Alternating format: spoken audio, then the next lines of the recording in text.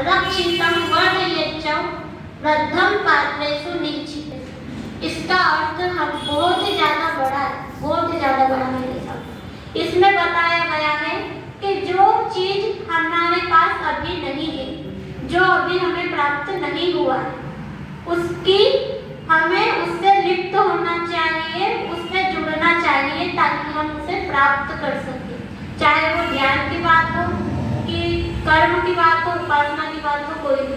उसके बाद कहा जो आपने प्राप्त कर लिया, ये पुस्तकों की भी बात हो सकती है कि जो आप योग दर्शन कुछ याद करते हो, उसकी के पहले जो याद नहीं था उसे आप याद कीजिए, पहले उसमें पारंगत बनिए। फिर कहा कि जो आपने याद किया है उसे रक्षित कीजिए, क्योंकि यदि आप रक्षित नहीं करोगे, चाहे उसमें आप पारंगत हो लेकिन आप उसे संभाल नहीं सकोगे।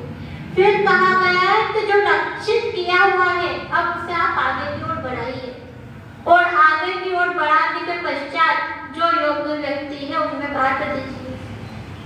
ये बात हर विषय में, हर क्षेत्र में सिद्ध होती है। बहुत बड़ी बात है कि योग्य व्यक्तियों में बांटना, अयोग्य में नहीं बांटना। योग्य की बजाय पात्र। हाँ, पात्र। योग्य पात्र। मैंने योग्य पात्र। बात कहनी थी। योग्य पात्र। हम मर्यादा पुरुषोत्तम श्री रामचंद्र जी बोलते हैं। यह हमने आर्य समाजी लोगों ने पूरे विश्व में प्रख्यात कर दिया, और इसी के कारण आज जो पौराणिक लोग हैं वो राम जी के चरित्र पर कलंक नहीं लगा सकते, क्योंकि एकमात्र शब्द हमने जोड़ दिया, मर्यादा पुरुषोत्तम। ठीक यदि इसी प्रकार हम कृष्ण जी के सामने भी ये प्रचारित कर देते हैं कि योगेश्वर भगवान श्री कृष्णचंद्र, यही बात हम प्रचारित कर देते, आज ये पुराणों की औकात नहीं होती कि वो महापुरुष को इतना कलंकित कर देते। तो कहीं ना कहीं हम कुछ कमी है, हमारे प्रचार में पता नहीं क्या कमी है, लेकिन कुछ तो कमी है कि जिससे हम लोग जो बाहरी वातावरण की अशुद्धियों को दूर नहीं कर पाते। तो मेरा निवेदन है कि आप एकजुट होकर के आगे बढ़िए। सभी आपके साथ हैं।